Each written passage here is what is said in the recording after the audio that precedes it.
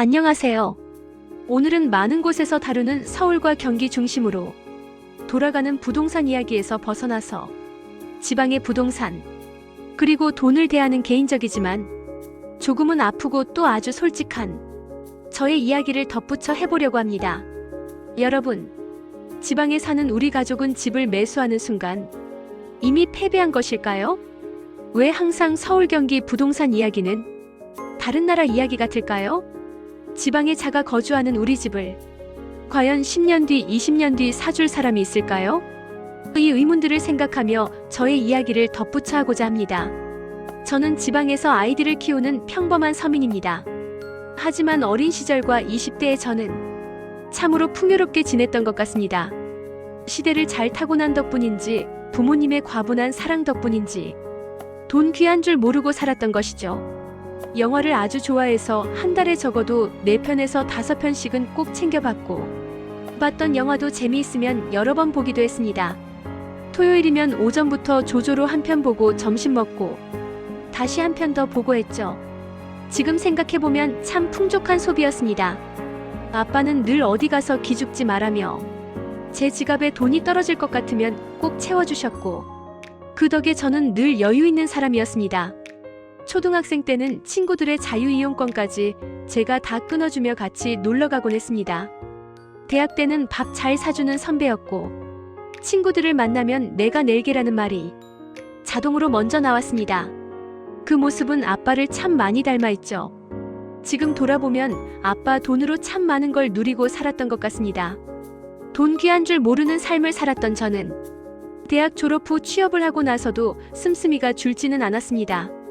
직장 생활을 시작하며 적금을 넣기는 했지만 이것 또한 여행 소비를 위한 적금이었습니다.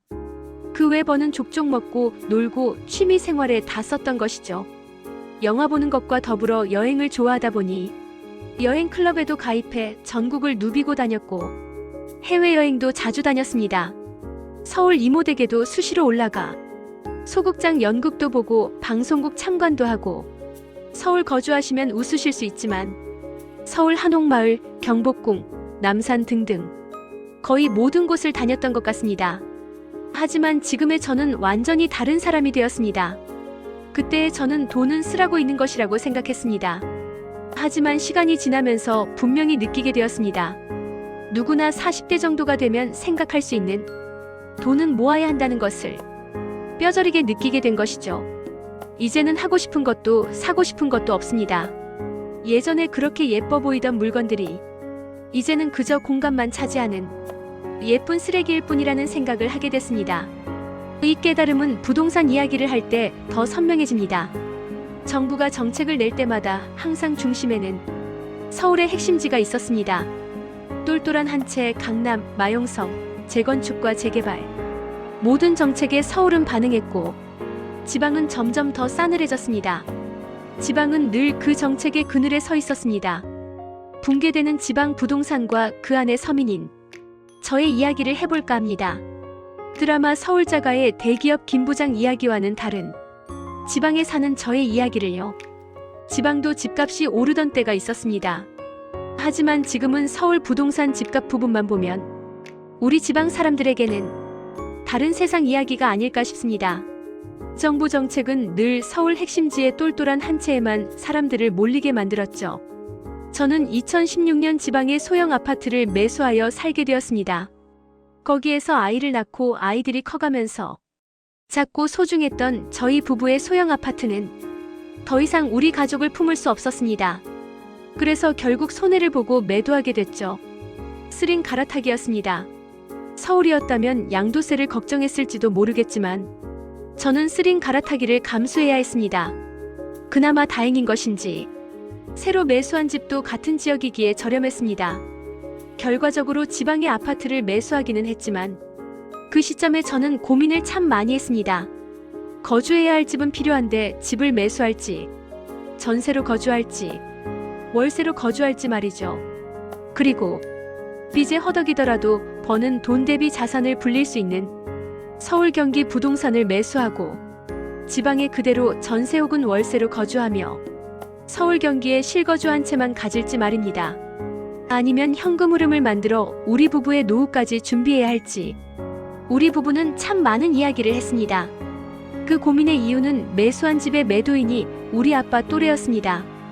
또한 이웃 다른 매물의 주인들도 대부분 우리 부모님 세대인 것이죠. 과연 이 집들을 받아줄 30대에서 50대 사람들이 지방에 계속 남아있을지, 우리는 매수하지만 우리가 매도할 땐 어떻게 될지, 과연 지방의 집값도 반등을 해줄 수 있을지.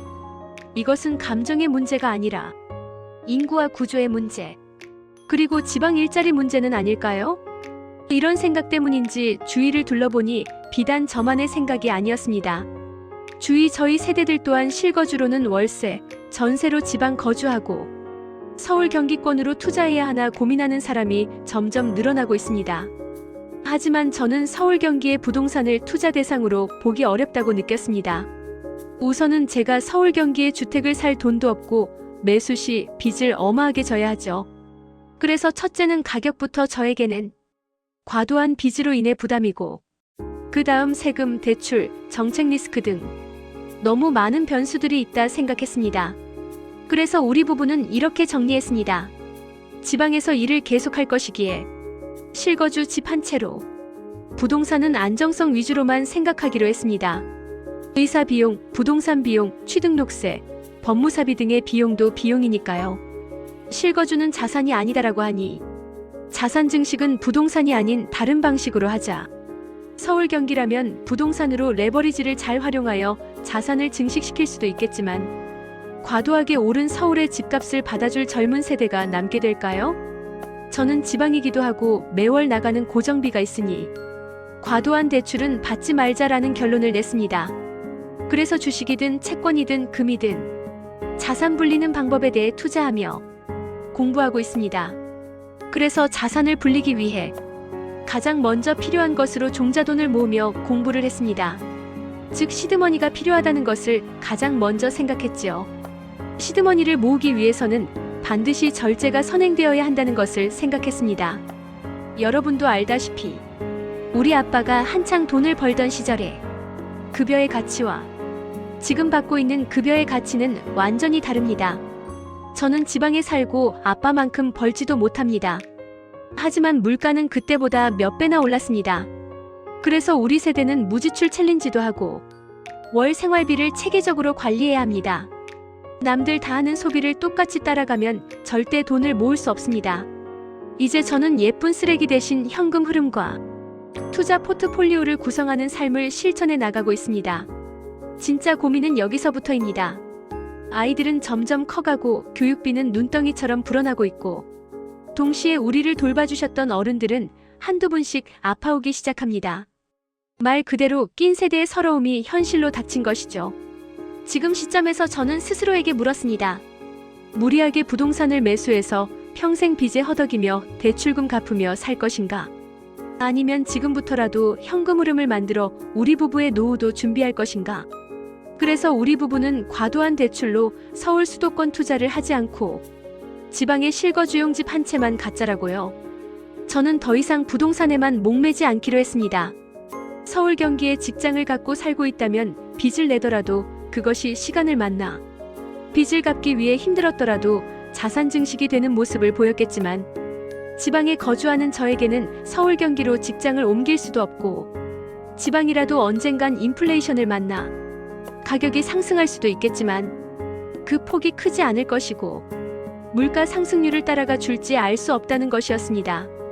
이웃나라 일본의 경제와 세계 여러 나라를 봐도 수도권 집중화 혹은 세계 주요 도시들, 인구가 모이다 보니 공급 부족으로 월세도 올라가고 집값도 높지요. 서울 경기권이라면 직접 보유하며 빚을 레버리지로 이용해 당장은 빚을 갚기 위해 힘들다 하더라도 자산이 증식하는 결과를 낳을 수 있겠지요. 가까이 일본만 보더라도 오랜 기간 침체되었었지만 도쿄를 중심으로 다시 집값이 버블 시기와 비슷하게 혹은 더 상승하기도 했으니까요. 그러나 현 정부도 주식 등 다른 자산으로 유도하고 있고, 세상에는 앞서 말했던 것과 같이 공부할 수 있는 투자 방식이 너무나 많아졌습니다. 저의 선택이 자산 증식의 큰 그림이 되지 않을 수도 있고 뒤처질 수도 있겠지만 저는 서울과 경기의 부동산 전쟁에서 한 발짝 물러나기로 했습니다. 대신 제가 살 집 한 채는 지키되 절약을 통해 모은 시드머니로 현금 흐름을 창출해 나가려고 합니다. 주식, 채권, 배당, 금, ETF 투자 등 다양한 길을 열어두고 있습니다. 여러분, 현명한 부동산 거래란 과연 똘똘한 한 채만 답일까요? 부동산에만 기대어 자산을 증식한 대한민국의 미래는 과연 부동산 불패가 계속될 수 있을까요? 내 가족의 안식처를 지키면서도 다가올 노후의 돈 때문에 비참해지지 않을 준비를 하는 것. 이 방법도 또 다른 자산 증식의 방법은 아닐까요? 화려했던 과거의 나를 보내고 절약과 공부로 다가올 미래를 준비하려고 합니다. 여러분은 어떤 선택을 하고 계신가요? 지방에서 사는 우리의 현실, 그리고 부동산과 현금 흐름 앞에서의 선택. 오늘은 그 이야기를 나눠봤습니다. 여러분의 생각을 댓글로 남겨주세요. 다음 공부로 이야기를 이어가겠습니다. 설거지하며 집안일하며 운동하며 내 이웃의 이야기처럼 가볍게 듣는 아줌마의 경제 이야기였습니다. 감사합니다.